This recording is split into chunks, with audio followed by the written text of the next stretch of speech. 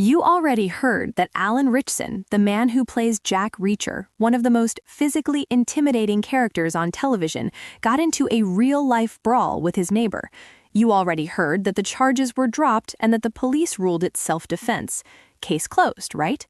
Wrong, because now the neighbor is talking, and what Ronnie Taylor just told TMZ is one of the most brutally honest, raw, and frankly uncomfortable things anyone has said in a celebrity story in a long time.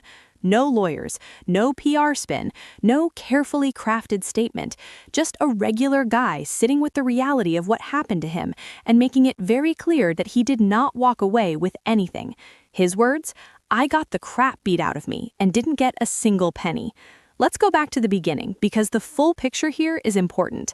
Alan Ritchson, star of Reacher on Amazon Prime, a man built like a literal weapon, lives in a residential neighborhood, a quiet neighborhood, with families, with kids.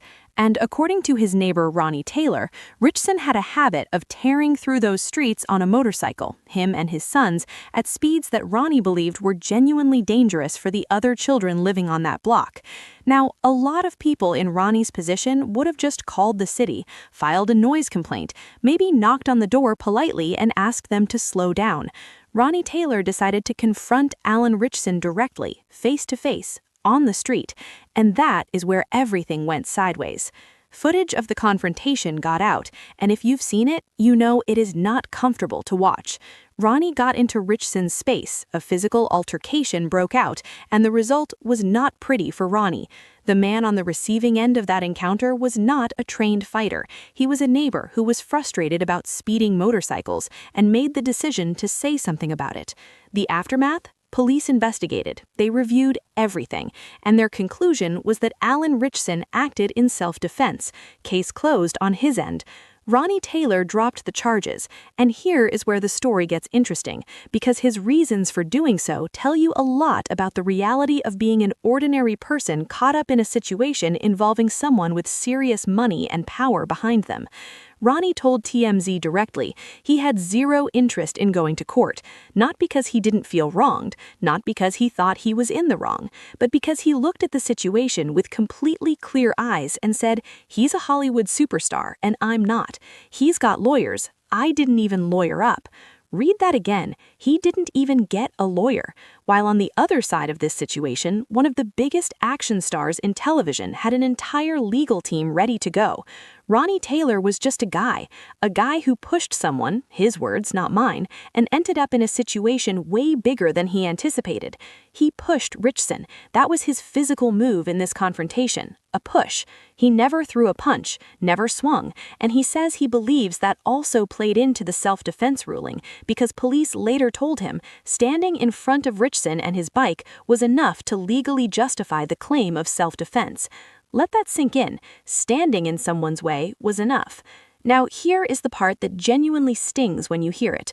Ronnie said that the police only told him it had been ruled self-defense after he had already dropped the charges. After he made the decision to walk away from the whole thing, and then they informed him of the ruling.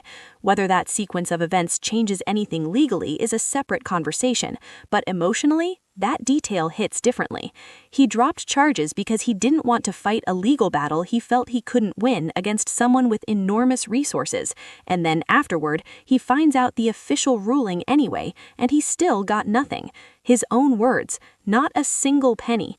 No settlement, no conversation, no acknowledgement, nothing. He got the crap beat out of him, his words, and walked away with bruises and a lesson about what it costs to go up against someone with Hollywood money and a legal team on speed dial.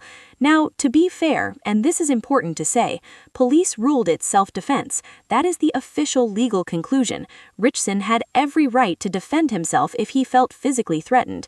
The law is the law, and that ruling was made by the people who reviewed all the evidence. Nobody is disputing that.